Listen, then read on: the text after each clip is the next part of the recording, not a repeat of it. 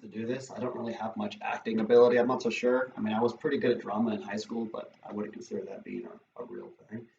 Uh, there's a lot of confusion. I didn't turn my lights on. There's a lot of confusion when it comes to what is the difference between direct and informative. And again, we're going to have people who are saying, well, I can be this or I can be that. That's true. Okay. Everyone can be both. Okay. Everyone can be both. And you can be trained, and life comes at us and makes us that way. But you have an ego. Okay. You have your main personality. This is your default. Then you have your other personalities you use at different times in life. Even your super ego, you can train that, but it's typically something like the red button where you have a mental breakdown and then you become that person. It's not usually a healthy thing.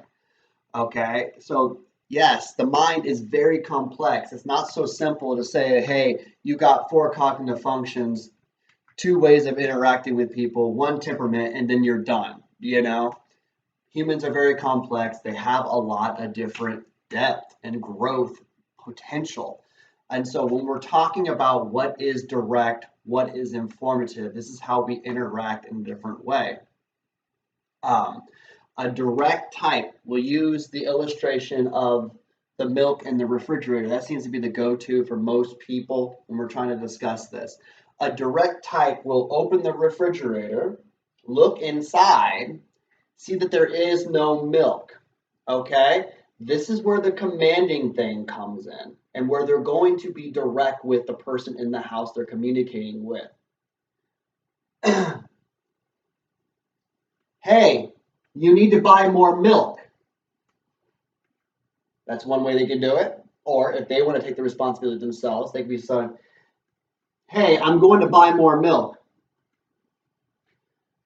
All right. An informative type member is cryptic and indirect. And so they'll open the door and say, hey, we're out of milk.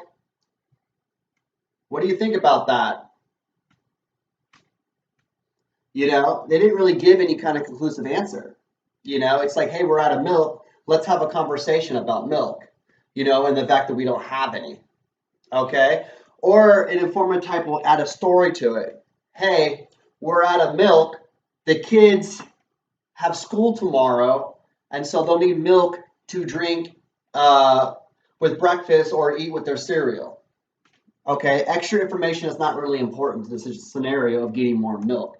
Okay, or you remember that one time we didn't have any milk and everyone went to school upset because they didn't eat cereal and we couldn't drink our coffee right. And so it's always like more cryptic kind of stuff. And so they might not even give you any information to them. So so to clarify, so direct is like, hey, we're out of milk, go get some. Hey, we're out of milk, I'm going to get some. That's a direct type. Hey, we're out of milk, what do you think about that? What do you propose?